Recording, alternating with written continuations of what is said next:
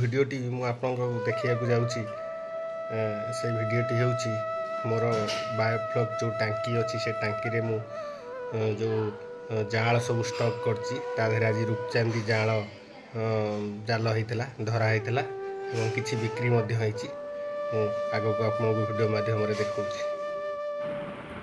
जो माछ गुड़िक आप देखुं मुझे टांकी पाखापाखि 10,000 पीस स्टॉकिंग करी रूपचांदी पाखापाखि 5,000 पीस मु बिकी सारे साइज आपण मैंने वीडियो माध्यम देखिपे केजी रे 20 ରୁ 25 टी साइज अच्छी।